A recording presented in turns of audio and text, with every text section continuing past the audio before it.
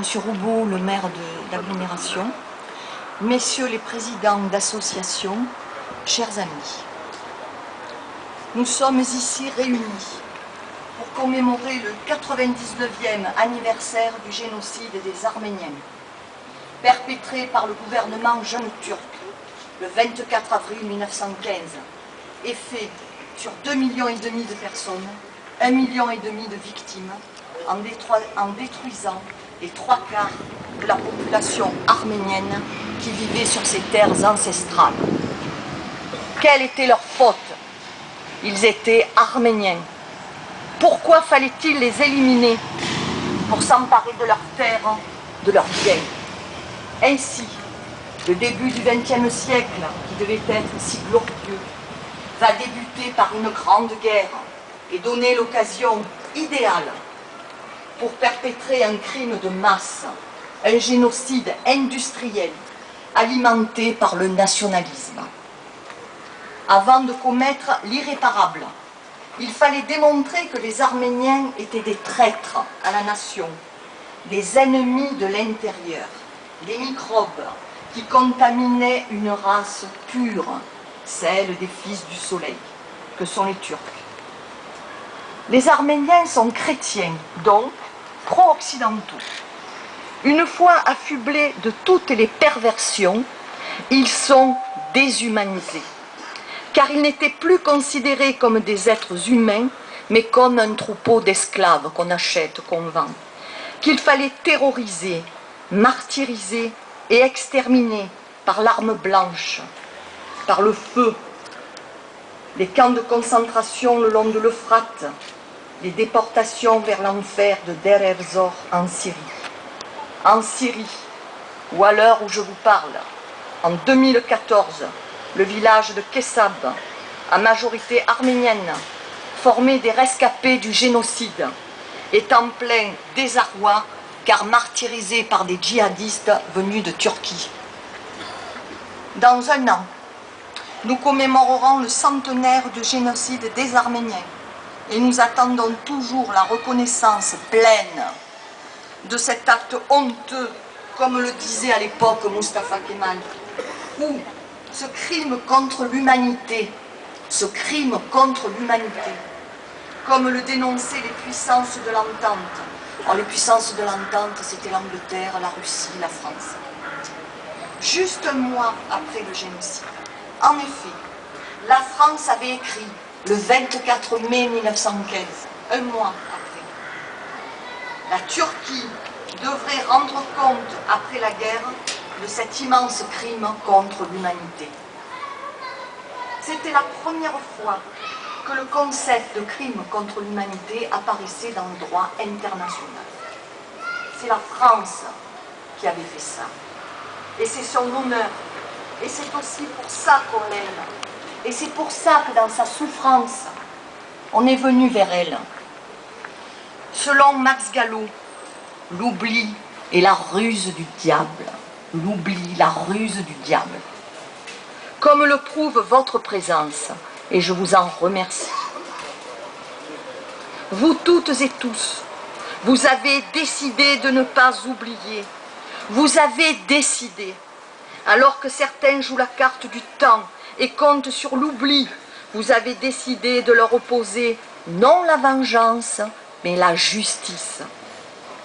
Et au mensonge, vous réclamez la force de la vérité, toute la vérité, celle des historiens sérieux, spécialistes dans les études des génocides, dont le professeur M.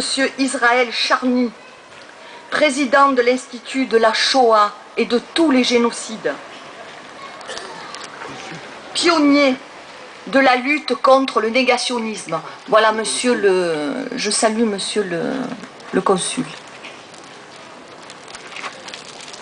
Auteur, monsieur Charny, auteur de pétitions et d'une lettre ouverte à monsieur Erdogan.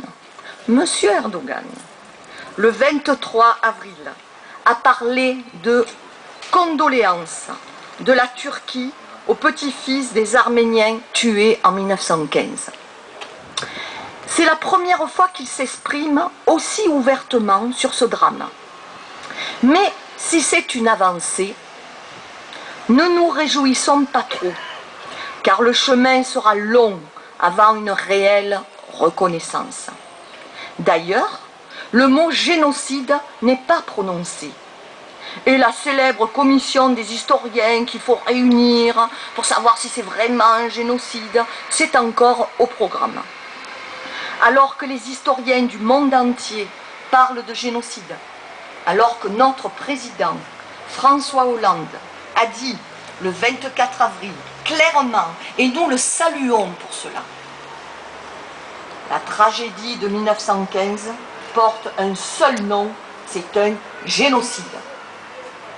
Pourquoi ce mot est-il tabou en Turquie? Parce que M. Erdogan sait fort bien que c'est un crime contre l'humanité, donc il est imprescriptible. Ce qui signifie que les victimes pourront demander réparation en justice tant qu'elles ne l'obtiendront pas. Chers amis, nous avons attendu 99 ans pour des condoléances. Espérons que pour le centenaire, M. Erdogan nous fera l'honneur de nous présenter des excuses avec des réparations comme l'État allemand qui, au lieu de simples condoléances, a demandé pardon, a réparé. C'est grâce à cela que nous avons construit une Europe fraternelle et en paix. Aux yeux du monde, il veut montrer que son pays progresse. Mais ne soyons pas naïfs. C'est un négationnisme déguisé, pernicieux, car les mots ne sont pas ceux que nous attendons. Et les actes sont révélateurs. Car l'Arménie souffre toujours du blocus. Les frontières sont fermées. Et la violence s'abat sur les populations civiles de Kessab. M. Erdogan, en fin stratège, veut montrer à l'Union européenne qu'il est un candidat convenable, alors que sa politique est liberticide, que son pays détient le record des journalistes emprisonnés, que les minorités, dont les chrétiens, ne sont pas protégés, et qu'un pays de l'Union européenne, Chypre, est occupé. Aussi, nous demandons à notre président, François Hollande, qui a repris les négociations d'adhésion d'un État toujours négationniste, de stopper tout le processus, à l'exemple de son prédécesseur, Nicolas Sarkozy. Nous saluons l'intention de M. Hollande d'aller en Arménie pour le centenaire. Nous demandons à notre président, François Hollande, d'honorer sa promesse de campagne en transposant dans le droit français une décision cadre européenne de 2008. En effet, ce texte européen punit pénalement la négation des crimes de génocide. Donc nous attendons cette loi. Dans un discours, lors du dîner annuel du CCAF, Conseil de coordination des Arméniens de France, c'est un peu comme le CRIF pour les Juifs. Donc lors du CCAF, Madame Taubira, garde des Sceaux, a bien noté que la souffrance ne pouvait être adoucie que par une loi. Elle a assuré que l'arme juridique est la seule protection des faibles, des victimes, contre la violence du mensonge. Elle a prononcé des paroles que nous voulions entendre, mais qu'en sera-t-il du Conseil constitutionnel? Ce dernier a validé la loi Guessot qui protège à juste titre la mémoire juive, mais le refuse pour la mémoire arménienne. Pourquoi les deux poids et deux mesures? François Hollande disait lors de sa campagne, l'âme de la France, c'est l'égalité. Où est-elle? Où se cache-t-elle pour nous?